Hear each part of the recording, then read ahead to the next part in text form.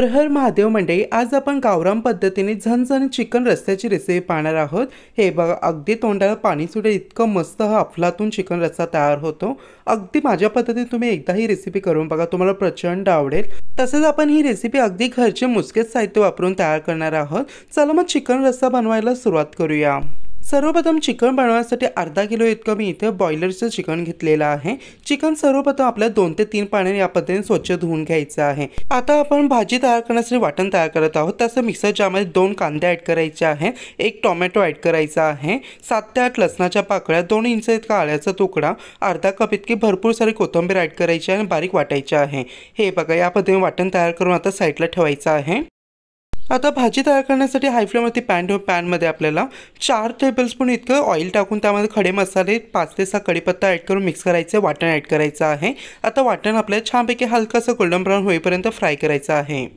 हे बघा मंडळी, 3 मिनिटांनंतर पाहू शकता वाटणाचं कलर चेंज झालं, तसे वाटण्याच्या साईडने तेल देखील सोडले। आता मसाला ॲड करायचे आहे, 2 चमच लाल तिखट, अर्धा चमच हळदी पावडर, 1 चमच इतका एव्हरेस्टचा चिकन मसाला ॲड केलेला आहे। चिकन मसाला ॲड करणं ऑप्शनल आहे आणि हे छानपैकी या पद्धतीने मिक्स आउट करायचं आहे।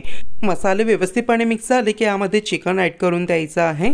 आता चिकन देखील मसाल्यांबरोबर छानपैकी मिक्स करायचं आहे।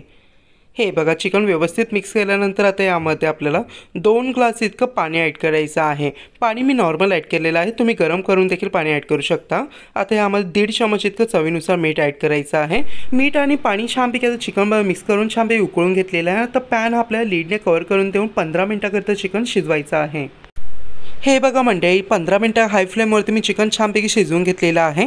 हा संपूर्ण घरामध्ये मस्त असं घमघमट चिकनचा सुगंध सुटलेला आहे।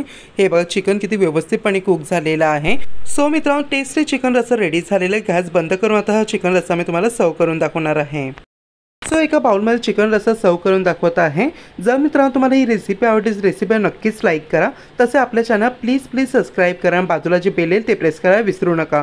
नक्की मित्रांनो, तुम्ही डिलिशियस चिकन रस्सा तयार करून बघा। तुम्ही हा चिकन रस्सा भाताबरोबर, भाकरीबरोबर, चपातीबरोबर कशाबरोबरही एन्जॉय करू शकता। अतिशय अप्रतिम रेसिपी तयार होते, तुम्हाला प्रचंड आवडेल। चला मित्रांनो, पुन्हा भेटूया। हर हर महादेव।